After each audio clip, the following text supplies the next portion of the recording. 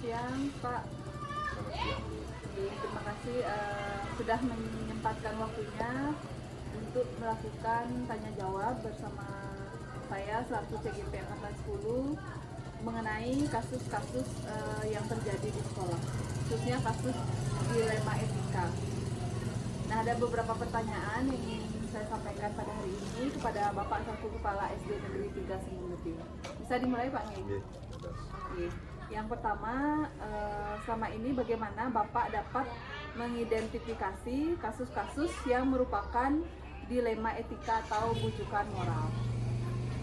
Ya, selama ini yang saya pertama cari dulu adalah dengan melihat penyebab permasalahannya, siapa yang terlibat di dalamnya, dan konflik kepentingan serta nilai-nilai etika yang terlibat dalam permasalahan tersebut.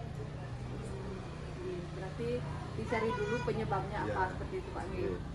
Nah, yang kedua, bagaimana Bapak menjalankan pengambilan keputusan di sekolah Bapak di SD 3 Semunggede, terutama untuk kasus-kasus di mana ada dua kepentingan yang sama-sama benar atau sama-sama mengandung nilai kebajikan? Ya, dengan cara melakukan investigasi terlebih dahulu terhadap kasus-kasus tersebut, dilakukan dengan menanyai pihak-pihak yang terlibat, terus mendiskusikan dengan guru-guru untuk mengetahui pandangan dari pihak lain, memastikan aturan-aturan yang terkait menyangkut kasus-kasus tersebut.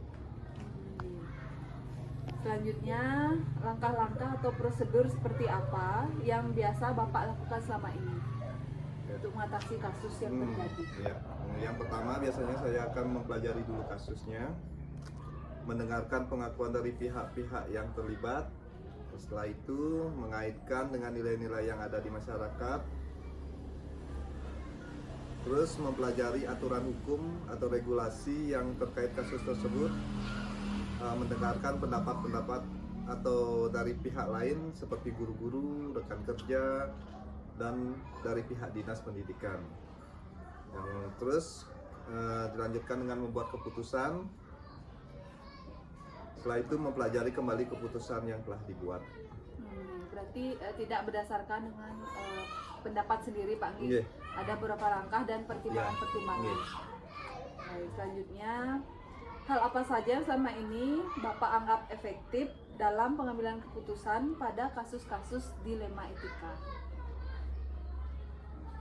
Dilema etika itu situasi di mana kita harus mengambil keputusan di antara dua pilihan yang sama-sama benar. Sehingga cara yang paling efektif untuk pengambilan keputusan dalam dilema etika dan terpenting sejalan dengan nilai-nilai moral yang ada. Berarti keputusan yang diambil itu berpihak pada peserta didik dan tidak merugikan salah satu belah pihak, begitu ya. Nah, selanjutnya, hal apa saja kira-kira yang merupakan tantangan bagi Bapak dalam mengambil keputusan pada kasus dilema etika? Tantangannya yang terbesar dalam mengambil keputusan dilema etika adalah adanya pertentangan antara dua keputusan yang sama-sama benar, namun memiliki nilai yang berbeda. Misalnya, di suatu keputusan dihadapkan pada pilihan kebenaran, kedisiplinan, tanggung jawab, dihadapkan pada pilihan rasa empati, kepedulian, dan rasa kemanusiaan. Berarti itu yang merupakan tantangan bagi Bapaknya selama ini. Nah, selanjutnya, apakah Bapak memiliki sebuah jadwal tertentu atau Bapak menunggu hari-hari tertentu biasanya dalam mengambil satu buah penyelesaian kasus dilema etika, atau mungkin langsung saja menyelesaikannya pada saat kasus itu terjadi, seperti itu, atau perlu penjadwalan khusus? Kalau bisa saya langsung akan selesaikan pada saat kasus itu terjadi. Selanjutnya, apakah ada orang-orang tertentu atau faktor tertentu yang selama ini mempermudah atau membantu Bapak dalam menyelesaikan kasus-kasus yang terjadi di sekolah? Apakah ada yang membantu, mendukung, atau Bapak menyelesaikan kasus itu sendiri apabila ada kasus di sekolah? Atau mungkin ada pihak-pihak lain yang memberikan dukungan? Yang jelas, untuk menyelesaikan masalah itu kita tidak bisa mengambil keputusan sendiri. Nah, biasanya saya akan melibatkan dengan stakeholder komite, dengan dewan guru, artinya yang mempunyai kepentingan tentang kependidikan. Kalau misalnya itu tidak terselesaikan, saya akan menghubungi atasan saya yaitu Dinas Pendidikan untuk menyelesaikan atau membantu permasalahan yang saya hadapi.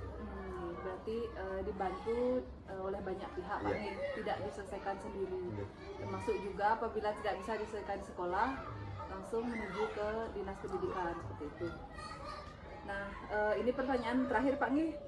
Dari semua hal yang sudah disampaikan, pembelajaran apa yang kira-kira dapat dipetik dari pengambilan atau pengalaman Bapak untuk mengambil keputusan pada kasus dilema etika? Apa kira-kira pembelajarannya?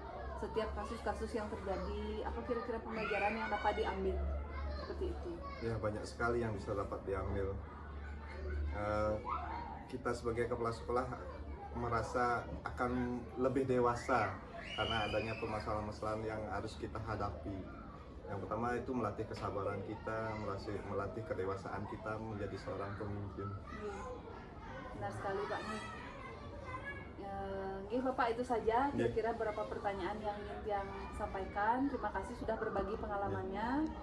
Semoga sukses selalu.